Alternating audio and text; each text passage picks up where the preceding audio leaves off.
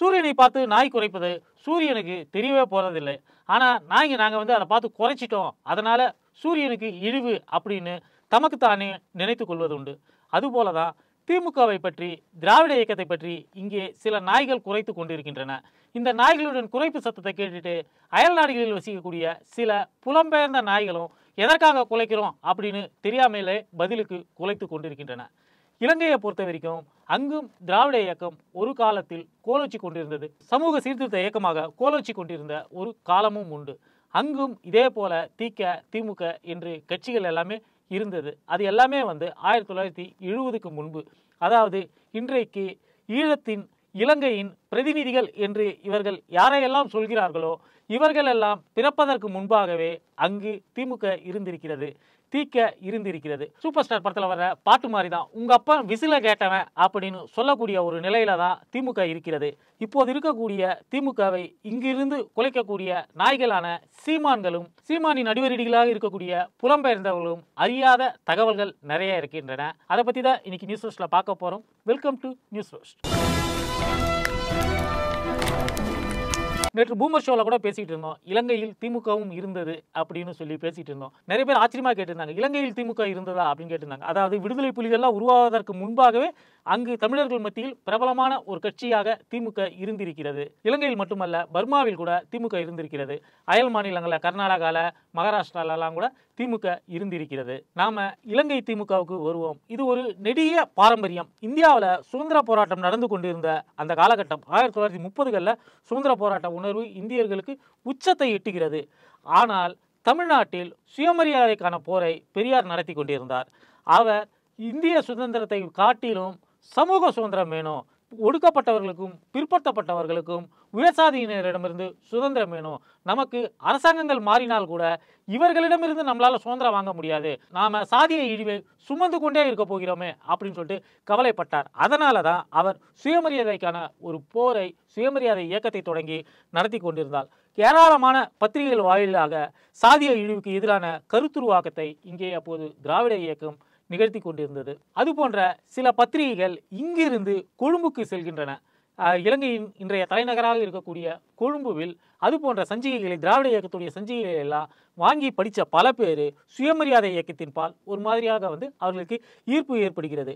குறிப்பாக சொல்லணும்னா மலையக தமிழர், இந்தியாவிலிருந்து தோட்ட வேலைக்காக அழைத்து செல்லப்பட்ட மலையக தமிழர்கள் நிறைய பேருக்கு இங்கே இருக்கக்கூடிய தமிழ்நாட்டில் இருக்கக்கூடிய தலைவர்கள், தந்தை பெரியார், பேரறிஞர் அண்ணா போன்றோர் மீதெல்லாம் ஒரு பாசம் இருக்கிறது.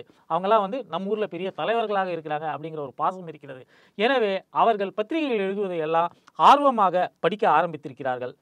அது மாதிரி தோட்ட வேலைக்கு போனவர்களில் பெரும்பாலானோர் தாழ்த்தப்பட்ட சமூகத்தை சார்ந்தவர்கள், பிற்படுத்தப்பட்ட சமூகத்தை சார்ந்தவர்களாகத்தான் இருந்தார்கள். அந்த பின்னணியோடு இதை பார்த்தால் தமிழ்நாட்டில் சுயமரியாதைக்காக ஒரு போர் நடந்து கொண்டிருந்த போது இயல்பாகவே, இயற்கையாகவே அந்த போரோடு தம்மை இலங்கையில் இருந்த தமிழர்களும் இணைத்து கொண்டார்கள் அப்படின்னு சொல்லலாம். இதோட நீட்சியாகத்தான் 1932ல் இலங்கையிலும் சுயமரியாதை இயக்கம் தொடங்கப்பட்டது.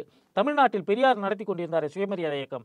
அதனுடைய ஒரு கிளையை போல, அதனுடைய ஒரு மிரர் இமேஜை போல இலங்கையிலும் சுயமரியாதை இயக்கத்தை தொடங்கினார்கள். அதோட முன்னோடிகளாக பழனிநாதன், எஸ்.கே. மாயகிருஷ்ணன், எம்.ஏ. ஹமீது போன்றவர்கள் இருந்தார்கள். அவர்கள்தான் இலங்கையில் சுயமரியாதை இயக்கத்தை தொடங்கியவர்கள். அவர்கள் பெரியாருடைய கருத்துக்களை அங்கே பரப்புவதில், பிரச்சாரம் செய்வதில் முன்னணி தலகர்த்தர்களாக அந்த காலத்தில் விளங்கி இருக்கிறார்கள். 1932ஆம் ஆண்டு அக்டோபர் 14ஆம் தேதி கொல்லுப்பட்டி மகளிர் நட்புறவு மன்றத்தில் ஒரு கலந்துரையாடலை அவர்கள் நிகழ்த்தினார்கள். அதில் கலந்து கொண்டவர் தந்தை பெரியார். அவர் அப்போ மாஸ்கோவுக்குலாம் போயிட்டு வந்திருந்தார். அந்த காலகட்டத்தில் தான் வந்து அங்கு வந்து சுயமரியாதை இயக்கம் நடக்கிறது. அந்த கலந்துரையாடலில் கலந்து கொண்ட பெரியார் சாதியத்துக்கு எதிராகவும் பெண்ணுரிமைக்கு ஆதரவாகவும் சொற்பொழிவாற்றினார். பெரியார் வந்துட்டு போனதுக்கு பிறகு சுயமரியாதை இயக்கம் கொழும்பை சுற்றி இருக்கக்கூடிய தமிழர்களிடையே கொஞ்சம் பெரிய அளவில் பேசப்படுகிறது. சுயமரியாதை இயக்க கருத்துக்களை எல்லாம் வந்து அவர்கள் வந்து தொடர்ச்சியாக வாசிக்க தொடங்கினார்கள். பெரியார் என்ன சொல்றாரு, அண்ணா என்ன எழுதுறாரு அப்படிங்கிறத பற்றிலாம் அவர்களுக்குள்ள ஒரு பெரிய விவாதம் அவர்களுக்குள்ளாகவே நடந்திருக்கிறது. கிட்டத்தட்ட தமிழ்நாட்டில் இருக்கக்கூடிய அதே போன்ற ஒரு சமூக அமைப்பு தான் அங்கும் இருக்கிறது என்பதால் இந்த கருத்துக்கள் அங்கும் வந்து பெரும்பாலும் அப்படியே பொருந்த ஆரம்பிக்கிறது. 1938ல் தமிழ்நாட்டில் இந்தி திணிப்புக்கு எதிராக ஒரு போர் நடந்த போது இலங்கையிலும் இந்தி திணிப்புக்கு எதிராக போர்களை அவர்கள் நடத்துகிறார்கள். இத்தனைக்கும் அங்கே ஹிந்தி இல்லை அப்படின்னாலும் கூட தமிழ்நாட்டில் நடந்த அந்த மொழிக்கான அந்த உரிமை போரை ஆதரித்து அவர்களும் அங்கு அது தொடர்பான கூட்டங்களை எல்லாம் நடத்துகிறார்கள். இந்தியாவில் தமிழ் மக்கள் வாழக்கூடிய தமிழ்நாட்டில் இது போல வேறொரு வடக்கத்திய மொழியை வந்து கொண்டு வருகிறார்கள். அதை அங்கிருக்கக்கூடிய தமிழர்கள் உயிரை கொடுத்து எதிர்த்து கொண்டிருக்கிறார்கள். அவர்களுக்கு ஆதரவாக நாமும் நிற்க வேண்டும். தொப்புள் கொடி உறவுகள் என்கிற அடிப்படையில் நாமும் நிற்க வேண்டும். எதிர்காலத்தில் நம்மீதும் அதுபோல வேறொரு மொழி திணிக்கப்படலாம்னு தீர்க்க தரிசனமாக உணர்ந்து இந்தி திணிப்பு எதிர்ப்புக்காக அவர்களும் கூட்டங்களை வந்து நடத்தி இருக்கிறார்கள். இந்த வகையில இலங்கையில் சுயமரியாதை இயக்கத்துடைய புகழ் வந்து பரவ தொடங்குகிறது. தமிழ்நாட்டின் ஒரு புரோட்டோடைப் மாதிரி இலங்கையிலும் சுயமரியாதை இயக்கம் பரவ தொடங்குகிறது. அதே நேரத்தில் இங்கு சுயமரியாதை இயக்கத்துக்கு எதிராக அந்த காலத்தில் இருந்தது யாருன்னு பார்த்தீங்கன்னா ராஜாஜி, சத்தியமூர்த்தி இவர்கள் தலைமையிலான காங்கிரஸ் தான் இருந்தது. ஏன்னா இங்கு இந்தியை கொண்டு வருவதற்காக முயற்சி செய்து கொண்டிருந்தவரே கூட ராஜாஜி தான். இவர் இலங்கையில் இருக்கக்கூடிய இந்த நிகழ்வுகளை பற்றி கேள்விப்படுகிறார். அங்கு சுயமரியாதை இயக்கம் தமிழர்களிடையே பிரபலமாகி கொண்டிருக்கிறது. அவர்களும் இதே போன்ற விஷயங்களை வந்து அங்கிருக்க தமிழர்கள் மத்தியில் வந்து பேசுறாங்கன்னு தெரிஞ்சதுக்கு பிறகு அவர்கள் காங்கிரஸ் அங்கே ஆரம்பிக்கணும் அப்படின்னு சொல்லிட்டு 1939 நேருவை இலங்கைக்கு அனுப்புகிறார்கள். நேரு அங்கே போயிட்டு காங்கிரஸுக்கு ஒரு பிரிவை வந்து தொடங்குகிறார். அதாவது இருக்கிறதுலே பழமையான கட்சி, இந்தியாவிலே பழமையான கட்சின்னு நம்ம சொல்லக்கூடிய காங்கிரஸ் கூட இலங்கையை பொறுத்த வரைக்கும் அங்கு சுயமரியாதை இயக்கம், திராவிட இயக்கம் வந்ததுக்கு பிறகுதான் சில காலம் கழித்து 7-8 ஆண்டுகள் கழித்து அங்கே ஆரம்பிக்கப்படுகிறது. அங்கு போயிட்டு நேரு இலங்கை இந்திய தொழிலாளர் காங்கிரஸுங்கிற ஒரு அமைப்பை வந்து உருவாக்குகிறார். தமிழ்நாட்டில் 1944 நீதி கட்சியும் சுயமரியாதை இயக்கத்தையும் ஒன்னா சேர்த்துட்டு திராவிடர் கழகம் என்கிற ஒரு இயக்கத்தை வந்து பெரியார் ஆரம்பிக்கிறார். இலங்கையிலும் சுயமரியாதை இயக்கத்தை அப்படியே இலங்கை திராவிடர் கழகமாக அங்கிருக்கக்கூடிய தமிழர்கள் வந்து மாற்றிக்கொள்கிறார்கள். அதாவது தமிழ்நாட்டில் என்ன நடக்கிறதோ அதையே அப்படியே எதிரொலிக்கக்கூடியவர்களாக இலங்கை தமிழர்கள் அந்த காலகட்டத்தில் இருந்திருக்கிறார்கள். 1/7/1948 தமிழ்நாடு எங்கும் திராவிட நாடு பிரிவினை நாள் அப்படின்ற ஒரு பேரில் ஒரு நாளை வந்து திராவிட கழகத்தினர் கொண்டாடுகிறார்கள். இலங்கையிலும் திராவிடர் கழகம் இந்த பிரிவினையை ஆதரித்து திராவிட நாடு என்பது வேண்டும் என்கிற ஒரு கோஷத்தோடு தங்கள் வீடுகளில் கருப்பு கொடி ஏற்றி எல்லாருமே வந்து கருப்பு உடை அணிந்து அந்த நாளை வந்து அனுஷ்டித்து இருக்கிறார்கள். இலங்கை திராவிடர் கழகத்தோட தலைவராக அப்போ காத்தமுத்து இளஞ்செழியன் அப்படிங்கிறவர் இருந்திருக்கிறார். அப்போ அங்கு நடைபெற்ற கூட்டங்களில் தமிழ்நாட்டில் இருந்து திராவிடர் கழகத்தை சார்ந்த GN ராசு, இவர் வந்து கோபிச்செட்டிப்பாளையத்தை சார்ந்தவர், இது போன்ற பல பேர் கலந்துக்கிட்டு இலங்கை திராவிடர் கழகம் அதுவரை வந்து அதிகாரப்பூர்வமாக அறிவிக்கப்படாமல் இருந்தது. அதை அதிகாரப்பூர்வமாக துவக்கி விட்டு வந்திருக்கிறார்கள். இலங்கை திராவிடர் கழகம் தொடர்ச்சியாக ஹிந்தி திணிப்புக்கு எதிரான பிரச்சாரத்தில் வந்து அங்கு ஈடுபட்டிருக்கிறது. நேரடியாக இலங்கை தமிழர்கள் மீது இந்தி திணிக்கப்படவில்லை என்றாலும் கூட தமிழ்நாட்டில் அது தொடர்ச்சியாக திணிக்கப்படுவதற்கான முயற்சிகளை வந்து வடக்கத்திய அரசியல்வாதிகள் வந்து செய்து கொண்டிருக்கிறார்கள் என்கிற அடிப்படையில் அங்கு இருக்கக்கூடிய மக்களிடமும் இந்த பிரச்சாரத்தை வந்து அவர்கள் வந்து நடத்தி கொண்டேதான் இருந்திருக்கிறார்கள். இது ஒரு வகையில் பின்னால சிங்களம் அவர்கள் மீது திணிக்கப்படும் போது அதை எதிர்ப்பதற்குரிய ஒரு தர்க்கத்தை அவர்களிடையே உருவாக்கி இருக்கு அப்படின்னு சொல்லலாம். இது போன்ற கூட்டங்கள்ல ஈழத்தமிழ் தலைவர்கள்ல ரொம்ப முக்கியமானவராக குறிப்பிடப்படுகிற அமிர்தலிங்கமும் கூட கலந்து கொண்டிருக்கிறார். இலங்கை திராவிடர் கழகம் நடத்திய கூட்டங்களில் கலந்து கொண்டு அவரும் அவருடைய கருத்துக்களை வந்து பேசியிருக்கிறார். தமிழ்நாட்டில் திராவிடர் கழகம் 1949 பிளவுபடுகிறது. 1949 செப்டம்பர் 17 பேரறிஞர் அண்ணா தலைமையில் சென்னையில் கொட்டும் மழையில் ராபின்சன் பூங்காவில் திமுக உருவாகிறது. இதனுடைய தாக்கம் இலங்கையிலும் அப்படியே எதிரொலித்தது. அதாவது தமிழ்நாட்டை பிரதிபலிக்கக்கூடிய கண்ணாடியாக இலங்கை அந்த காலத்தில் இருந்திருக்கிறது.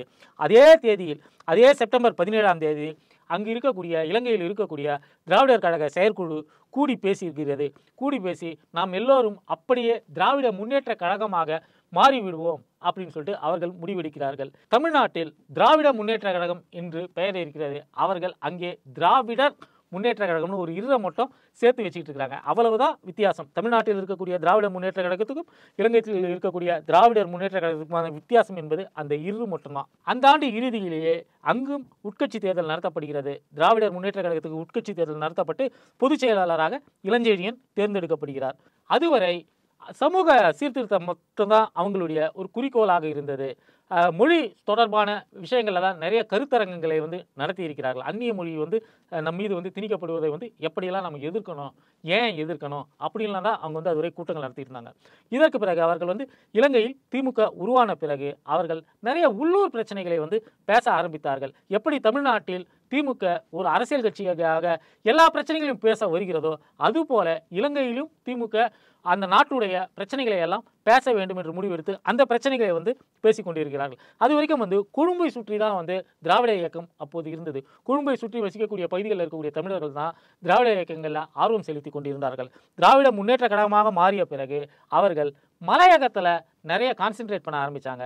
மலையகத்தில் பணிபுரியக்கூடிய எஸ்டேட்டுகளில் பணிபுரியக்கூடிய அந்த தோட்ட தொழிலாளர் பிரச்சனையை எல்லாம் கையில் எடுத்து பேச ஆரம்பித்தது திமுகவாக ஆன பிறகுதான். இந்த காலகட்டங்களில் தமிழ்நாட்டில் சீர்திருத்த திருமணங்கள் பிரபலமாக தொடங்கியது.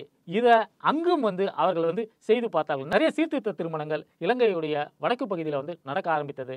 அது மற்றவர்களுக்கெல்லாம் ஆச்சரியமா இருந்துச்சு. ஏன் இந்த மாதிரி திருமணம் நடத்துறீங்கன்னு அவங்க வந்து திமுகவினரிடம் கேட்டபோது அவர்கள் பெரியார் இதை பற்றி கல்யாணத்தை பற்றி என்ன எழுதியிருக்கிறாரு, அண்ணா என்ன எழுதியிருக்கிறாரு அப்படிங்கிறதெல்லாம் வந்து அவர்களுக்கு படிக்க கொடுத்து அவர்களுக்கு எடுத்து சொல்லி அவர்களையும் இந்து வர்ணாசிரம கோட்பாட்டுக்கு எதிரானவர்களாக மாற்றுவதற்கான ஒரு கருவியாக இந்த சீர்திருத்த திருமணங்களை அவர்கள் பயன்படுத்தி கொண்டார்கள் அப்படின்னு சொல்லலாம். இலங்கை திமுகவின் பொதுச் செயலாளராக இருந்த இளஞ்செழியன் தந்தை பெரியாருடைய கருத்துக்களின் மீது மட்டும் இல்லாமல் அப்போது வடமாநில தலைவராக இருந்த அம்பேத்கரை பற்றியும் நிறைய வாசிக்க தொடங்கினார். அம்பேத்கருடைய கருத்துக்கள் வந்து அவருக்கு பிடித்திருந்தது. ஒடுக்கப்பட்ட மக்களுக்கான உரிமை குரலாக எழுந்த அம்பேத்கரின் குரலை அவர் வந்து பெரிதும் மதித்தார். அம்பேத்கர் இந்து மதம் குறித்து சொன்ன கருத்துக்களை எல்லாம் அவர் வந்து ஏற்றுக்கொண்டார். அதனால தான் அம்பேத்கரிய பாணியில சாதிய இழிவை நாம போக்கிக் கொள்வதற்காக நாம எல்லாம் பௌத்தர்களாக மாறணும் அப்படின்னு சொல்லிட்டு இளஞ்செழியனும் அங்கே வந்து பேசியிருக்கிறார். 1950 தமிழ் பௌத்த சங்கத்தை அவர் அங்கு உருவாக்கி இருக்கிறார். இந்த தமிழ் பௌத்த சங்கத்தை உருவாக்கிவிட்டு கொழும்புல இருந்த அகில இலங்கை பௌத்த சங்கத்துடன் தொடர்பு கொண்டு பௌத்தம் தொடர்பான நிறைய செயல்பாடுகளில் அதிமுகவுடைய பொதுச் செயலாளரான இளஞ்செழியன் ஈடுபட்டிருக்கிறார். அந்த சமயத்தில் தமிழ்நாட்டில் பராசக்தி திரைப்படத்தின் மூலமாக எழுத படிக்க கூட தெரியாத பாமரர்களிடமெல்லாம் சமூக சீர்திருத்த கருத்துக்களை கலைஞர் கொண்டு சென்றார். பராசக்தி திரைப்படத்தை பற்றி கேள்விப்பட்டு அங்கிருந்த திமுகவினர் அந்த படத்துடைய காப்பியை வாங்கி மலையகத்தில் இருக்கக்கூடிய எல்லா இடங்களையும் வாய்ப்பு கிடைக்கிற இடங்கள்லாம் தியேட்டரே இல்லாத இடங்கள்லாம் கூட திரையை கட்டி படத்தை போட்டு காமிச்சாங்க. படத்தை போட்டு காமிச்சிட்டு அந்த படம் வந்து அவர்களுக்கு வந்து ரொம்ப கனெக்டிவிட்டியாக இருந்தது. குறிப்பாக இந்தியாவிலிருந்து தேயிலை தோட்டத்துக்கு தொழிலாளர்களாக போன தொழிலாளர்கள், அதாவது தாய்நாட்டிலிருந்து வெளிநாடுகளுக்கு போய் கஷ்டப்படுறவங்க, அது பற்றின சப்ஜெக்ட் தான் பராசக்தி. திரும்ப அவர்கள் உள்ளே வரும்போது என்ன மாதிரியான பிரச்சனைகள் எல்லாம் எதிர்கொள்கிறாங்கிறது அந்த கதை போக்கில் சொல்லி அதன் மூலமாக சமூகம் ஏன் இப்படி இருக்கிறது, சமூகத்தை இப்படி சீர்கெடுக்க வைத்தவர்கள் யார் என்பதையெல்லாம் கலைஞர் வந்து அதோட போக்கில் ஒரு குடும்ப கதையின் பின்னணியில் வந்து சொல்லியிருப்பார். அது அங்கிருந்த மக்களுக்கு வந்து ரொம்ப ஆப்டாக இருந்தது. இலங்கையில் திமுக நடைபெற்று கொண்டிருந்தாலும் அவர்கள் உள்ளூர் பிரச்சனைகளில் அதிக கவனம் செலுத்தி இருந்தாலும் கூட தமிழ்நாட்டில் இருந்த திமுகவுடன் அந்த காலகட்டத்தில் நெருங்கிய தொடர்பில் தான் அவர்கள் இருந்திருக்கிறார்கள். 1951 டிசம்பரில் திமுகவுடைய முதல் மாநில மாநாடு நடந்தது. இந்த மாநாட்டில் இலங்கை திமுகவில் இருந்து நிறைய பிரதிநிதிகள் வந்து கலந்து கொண்டிருக்கிறார்கள். அவர்கள் தங்கள் கருத்துக்களை எல்லாம் இங்கே வந்து பேசியிருக்கிறாங்க. இந்த மாநாட்டுக்கு நிதி திரட்டுவதற்காக கொழும்பு நகரில் கண்ணீர் என்கிற ஒரு நாடகத்தையும் அவர்கள் நடத்தியிருக்கிறார்கள். 1952 கொழும்பு சாகிரா கல்லூரியில் திருக்குறள் மன்றம் சார்பாக நடந்த ஒரு விழாவுக்கு இங்கு இருந்த திமுகவில் இருந்த முக்கிய தலைவரான பேராசிரியர் அன்பழகன் அவர்களை நேரில் அவர்கள் வந்து வரவழைத்திருக்கிறார்கள். கொழும்புல பிரச்சார கூட்டத்தையும் வந்து திமுகவுடைய பிரச்சார கூட்டத்தையும் பிரம்மாண்டமாக நடத்தியிருக்கிறார்கள். 1953 திமுக தலைவர்கள் முக்கியமான ஒருவரான சிந்தனை சிற்பி என்று சொல்லக்கூடிய சிபி சிற்றரசு உள்ளிட்ட தமிழ்நாட்டின் திமுக தலைவர்கள் சிலர் வந்து இலங்கைக்கு சென்று பிரச்சார கூட்டங்கள் வந்து கலந்து கொண்டிருக்கிறார்கள். சிபி சிற்றரசு தன்னுடைய இலங்கை பயணத்தை பற்றி, இலங்கை திமுகவை பற்றி ஒரு நூலே எழுதியிருக்கிறார். இலங்கை எதிரொலி என்கிற தலைப்பிலான அந்த நூல் தமிழ் டிஜிட்டல் லைப்ரரியில் போய் சர்ச் பண்ணிங்கன்னா கிடைக்கும். அந்த நூலை படிச்சிங்கன்னா அந்த காலகட்டத்தில் தமிழ்நாட்டில் இருந்த திமுக, இலங்கையில் இருந்த திமுக, அவர்களுக்குள் இருந்த உறவு, இது போன்ற விஷயங்கள், அவர்களுக்குள் இருந்த பண்பாட்டு அரசியல் பரிமாற்றங்கள், இதை பற்றின ஒரு விரிவான பார்வை வந்து உங்களுக்கு கிடைக்கும். இதே காலகட்டத்தில் இலங்கை திமுகவிலும் கோஷ்டி மோதல்கள் உருவாக தொடங்கியது. என்னன்னா, தமிழ்நாட்டில் திமுக என்னென்ன பிரச்சனைகளை பேசுகிறதோ அதை மட்டும் நம்ம பேசினா போதும், நாம் சமூக சீர்திருத்தத்தோடு நிறுத்தி கொண்டால் போதும், நாம் இலங்கையுடைய உள்ளூர் பிரச்சனைகளை, அரசியல் பிரச்சனைகளை எல்லாம் பேச வேண்டிய அவசியம் கிடையாதுன்னு சில பேர் வந்து நினைக்கிறாங்க. ஆனால் கட்சியுடைய பொதுச் செயலாளராக இருந்த இளஞ்செழியனோ உள்ளூர் பிரச்சனைகளுக்கு தொடர்ச்சியாக வந்து முக்கியத்துவம் கொடுத்து வந்தார். நாம் திமுக என்றாலும் கூட நாம் திராவிடர் என்கிற அடிப்படையில் திமுகவாக இருக்கிறோம். ஆனால் தமிழ்நாட்டில் இருக்கக்கூடிய அரசியல் பின்னணியே வேற, இலங்கையில் வேறு மாதிரியான ஒரு பின்னணி இருக்கிறது. இங்கு இருக்கக்கூடிய அரசியல் கள நிலைமைக்கு ஏற்றவாறு தான் நம்மளுடைய நடவடிக்கைகளை மேற்கொள்ளணும்னு சொல்லிட்டு இளஞ்செழியன் சொல்லி கொண்டிருந்தார். ஆனால் எதிர்கோஷ்டியினருக்கோ இந்தியா மீது ஒரு பெரிய மயக்கம் இருந்து கொண்டே இருந்தது. அவர்களுக்கு நேரு அங்கே வந்துட்டு போனதுக்கு பிறகு அந்த சோசலிச கருத்துக்களில் அவர்களுக்கு பெரிய ஆர்வம் ஏற்பட்டு இருந்தது. அவர்களுக்கு இளஞ்செழியன் சொன்ன இந்த கருத்து மீது அந்த அளவுக்கு ஆர்வம் இல்லாதனால் அவர்களும் கூட இலங்கை திமுக என்கிற பேரில் தனி கோஷ்டியாக கொழும்பை சுற்றி அவர்கள் ஒரு கட்சியை நடத்தி கொண்டிருக்கிறார்கள். 1956 சிங்கள மொழி சட்டம் வருகிறது. அதாவது இனிமேல் தமிழ் கிடையாது, சிங்களம் மட்டும்தான் அலுவல் மொழியாக இருக்கும் அப்படிங்கிற மாதிரி இலங்கையில் ஒரு சட்டம் வருகிறது. கிட்டத்தட்ட இந்தியாவில் எப்படி இந்தியை மட்டுமே வச்சு இந்தியா முழுக்க இந்தி அப்படிங்கிற ஒரு திட்டத்தை முன்வைத்து இவர்கள் வேலையை செய்தார்களோ அதுபோன்ற ஒரு வேலையை அங்கு இருக்கக்கூடிய சிங்களர்களும் செய்தார்கள். அப்போது தமிழ்நாட்டின் இந்தி திணிப்பு எதிர்ப்பு போரில் என்ன மாதிரியான உத்திகளை எல்லாம் திராவிட இயக்கங்கள் கையாண்டதோ அதுபோன்ற உத்திகளை இலங்கை திமுக அங்கே கையாண்டிருக்கிறது. 1956 மே 15 இலங்கை திமுகவின் முதலாவது மாநாடு நடைபெறுகிறது. அந்த முதலாவது மாநாட்டில் அவங்க என்ன சொல்றாங்கன்னா, மொழி உரிமை போர் தான் நம்முடைய பிரதான பிரச்சனை, நம்மளுடைய மொழியை நாம் காப்பாற்றிக்கணும். இலங்கை மண்ணுக்கு 2 மொழிகள் இருக்கின்றன, சிங்களம் இருக்கிறது, சிங்களத்தை நாம் எதிர்க்க போறதில்லை. சிங்களத்தை தமிழன் மீது திணித்தால் எப்படி இந்தியாவில் தமிழன் மீது இந்தியை திணித்தால் அவர்கள் போர் புரிகிறார்களோ அதுபோன்ற ஒரு போரை நாமும் புரிய வேண்டும். தமிழ்நாட்டில் இருக்கக்கூடிய தமிழன் மீது இந்தியை திணித்ததையே நம்மால் சகித்துக் கொள்ள முடியவில்லை. அப்படி இருக்கும்போது நம்மீதே சிங்களத்தை திணிக்கிறார்கள் அப்படின்னு சொல்லிட்டு அவர்கள் அந்த காலகட்டத்தில் போர்க்குரல் எழுப்பியிருக்கிறார்கள். மொழி உரிமை தான் நம்முடைய பிரதான பிரச்சனை அப்படின்னு அந்த மாநாட்டில் சொல்லியிருக்கிறார்கள். அந்த மாநாட்டில் எம் ஆர் ராதாவுடைய கீமாயினம்ங்கிற ஒரு நாடகத்தையும் கூட அவர்கள் நடத்தி இருக்கிறார்கள். முதலாம் மாநில மாநாட்டுக்கு பிறகு இலங்கையில் திமுக செல்வாக்கு பெற்ற ஒரு கட்சியாக வளர தொடங்கியது. அது நாள் வரைக்கும் பகுத்தறிவு மன்றம், திருக்குறள் மன்றம் என்ற பெயர்கள் எல்லாம் யாழ்ப்பாணத்தில் நிறைய பேர் செயல்பட்டு கொண்டிருந்தார்கள். இதுதான் ஒரு தமிழ் ஆக்டிவிட்டி, தமிழர்களுக்கான ஆக்டிவிட்டி என்பதை போல செயல்பட்டு கொண்டிருந்தார்கள். இப்போ ஒரு கட்சி வந்துச்சு, ஒரு திராவிட இயக்கத்தின் சார்பாக ஒரு கட்சி வந்திருக்கிறது தமிழ்நாட்டில். அந்த கட்சி வலிமை பெற்றுக் கொண்டிருக்கிறது. அதுபோன்ற ஒரு கட்சியை நமக்கும் உருவாக்கி இருக்கிறார்கள் என்ற அடிப்படையில் நிறைய இளைஞர்கள் திமுக இலங்கை திமுகவின் பின்னால் அணி திரள தொடங்கினார்கள். இலங்கையில் இருந்த திமுக 3 பிரதான விஷயங்களை முன்வைத்து தான் தன்னுடைய கட்சியை வளர்த்து கொண்டிருந்தது. ஒன்று, திராவிட இயக்கத்தின் ஆணிவேரான சாதி ஒழிப்பு, அதுதான் முதல் விஷயம். அதற்கு பிறகு இந்திய வம்சாவழியினருக்கு குடியுரிமை தர வேண்டும்.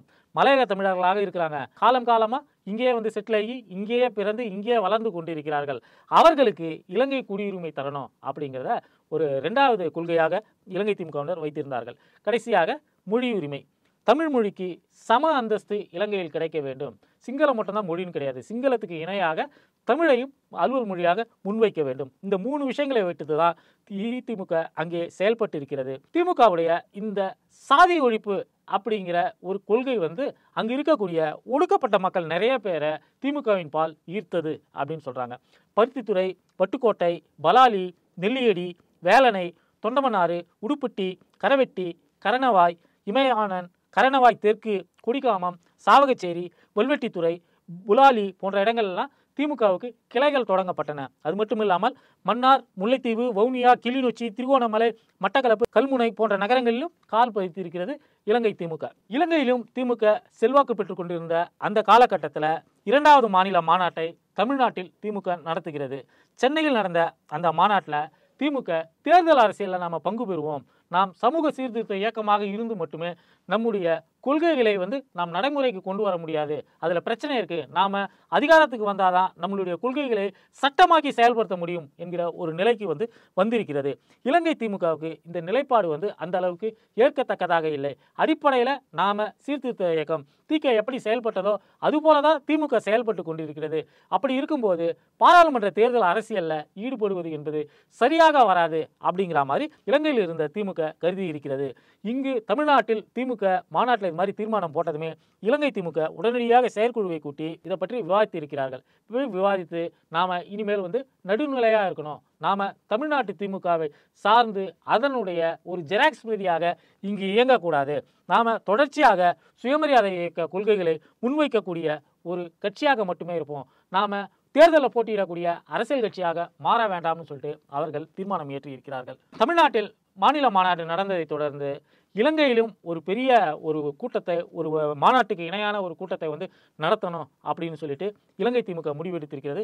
அதற்காக நிறைய தமிழ்நாட்டு தலைவர்களை அந்த கூட்டத்துக்கு வருமாறு அழைத்திருக்கிறார்கள். பருத்தித்துறை கடற்கரை மைதானத்தில் அந்த கூட்டம் வந்து ஏற்பாடு செய்யப்பட்டிருக்கிறது. முதல்ல மாநாடாக ஏற்பாடு செய்யப்பட்டது. சில காரணங்களால பின்னர் வந்து அதை வந்து ஒரு பெரிய பொதுக்கூட்டமாக, ஆனால் பேரணி கீரணிகளெல்லாம் வச்சு பெரிய அளவில் தான் அதை வந்து நடத்தியிருக்கிறாங்க. அதற்கு வரவேண்டிய தமிழ்நாட்டு தலைவர்கள், திமுக தலைவர்களுக்கு வந்து அந்த நேரத்தில் இலங்கை அரசாங்கம் நிறைய பிரச்சனையை பண்ணி அவர்கள் வரவிடாமல் பண்ணிட்டாங்க. அந்த கூட்டம் நடந்தபோது அந்த கூட்டத்தோட மத்தியில் பல்லாயிரக்கணக்கான மக்கள் திரண்டு இருக்கிறார்கள். இருந்தாலும் அந்த மக்களுக்கு மத்தியில் வந்து இடையில வந்து ஒரு பெரிய தாம்பு கயிறு மாதிரி கட்டியிருக்கு. அந்த கயிறுக்கு 2 பக்கமும் வந்து மக்கள் வந்து இருக்கிறாங்க. மேடையில இருந்து இந்த கைத்தை வந்து அதிமுகவுடைய பொதுச் செயலாளரான இளஞ்செழியன் பார்க்குறாரு. பார்த்துட்டு, எதுக்கு இது மாதிரி கயிறு கட்டி மக்களை 2ஆக பிரித்து வச்சிருக்கீங்க? ஆண்களுக்கு தனியாக, பெண்களுக்கு தனியாக மாதிரி கூட இது தெரியல. ஆண்களும் பெண்களும் கலந்து தான் இந்த கூட்டத்துக்கு வந்திருக்காங்க. அவங்களுக்கு நடுவில் ஒரு கயிறு இருக்கே அப்படின்னு கேட்டதுக்கு பிறகு அங்கே இருக்கிறவங்க சொல்லியிருக்கிறாங்க, அதாவது மேல் சாதியினர் தாழ்த்தப்பட்டவர்களோடு சேர்ந்து பக்கத்தில் நின்று கூட்டத்தில் உட்காந்து கேட்க முடியாதுங்கிறதுனால நாங்கள் இது மாதிரி நடுவில் வந்து ஒரு கயிறை கட்டியிருக்கிறோம் அப்படின்னு சொன்னதுமே இளஞ்செழியன் கடுப்பாயிட்டாரு. நம்ம கட்சியுடைய கொள்கைங்கிறதே முதல்ல சாதி ஒழிப்பு தான், ஆனால் நம்மளுடைய கூட்டத்திலேயே இது போல் சாதி இருக்கே அப்படின்னு நினச்சி மனம் வெதும்பி போய் அன்னைக்கு அவருடைய பேச்சில் சாதியத்தை, வர்ணாசிரமத்தை கடுமையாக சாடி அவர் வந்து பேசியிருக்கிறார். அவர் அன்னைக்கு கடவுள் மறுப்போட உச்சமான சில கருத்துக்களை வந்து சொல்லியிருக்கிறார். இதனால் அப்பகுதியில், பருத்தித்துறை பகுதியில் இருக்கக்கூடிய சாதிய ஆதரவாளர்களாக ஒன்று கூடி இந்த கூட்டத்தில் வந்து ஒரு வன்முறையை ஏற்படுத்துகிறாங்க. கல்வீசி தாக்குதல் ஏற்படுத்துகிறாங்க. யாழ் மாவட்டத்தின் திமுக செயலாளராக இருந்த திருமரவன் என்பவர் இந்த கல்வீச்சில் வந்து காயப்பட்டிருக்கிறார். இந்த கூட்டத்தை தொடர்ந்து வடக்கு மாவட்டங்களில் இருந்த சாதி வெறியர்கள், அதாவது தமிழர்களிலேயே சாதி வெறியர்களாக இருந்தவர்கள் எல்லாருமே இலங்கை திமுகவுக்கு எதிரான பிரச்சாரத்தை முன்னெடுக்க ஆரம்பிச்சிட்டாங்க. அவர்கள் தாழ்த்தப்பட்ட சாதிகளுக்கான ஒரு இயக்கத்தை நடத்துகிறார்கள். அந்த இயக்கத்தோட கூட்டத்துக்கு போனால் நமக்கு தீட்டுப்பட்டுடும் என்பதை போல இவர்கள் பிரச்சாரம் செய்ய ஆரம்பித்திருக்கிறார்கள். குறிப்பாக 1958 இலங்கை திமுக நடத்திய சமூக சீர்திருத்த மாநாடு குறித்து நிறைய எதிர்மறையான செய்திகளை சுதந்திரன் பரப்பி வந்திருக்கிறது. இருந்தாலும் கூட மக்கள் நலனை உத்தேசித்து தமிழரசு கட்சியுடன் இணைந்தே தான் திமுக செயல்பட்டு இருக்கிறது. குறிப்பாக மலையக தொழிலாளர் தொடர்பான போராட்டங்கள், அவர்களுக்கு வந்து எஸ்டேட்டில் இருக்கக்கூடிய கூலி உயர்வு உள்ளிட்ட பல பிரச்சனைகள், அவர்களுக்கான அடிப்படை வசதிகளை பெற்றுத்தருவது தொடர்பான பிரச்சனைகள், இதெல்லாம் வந்து அவர்கள் வந்து தமிழரசு கட்சியுடன் இணைந்து தான் திமுக செயல்பட்டு இருக்கிறது. தமிழரசு கட்சி தங்களை ஒரு இரண்டாந்தர இயக்கமாக நடத்தி கொண்டிருந்தாலும் கூட திமுக அதையெல்லாம் மனசில் வச்சுக்காம பொது பிரச்சனைக்காக அவர்களுடன் இணைந்து தான் செயல்பட்டு இருக்கிறது.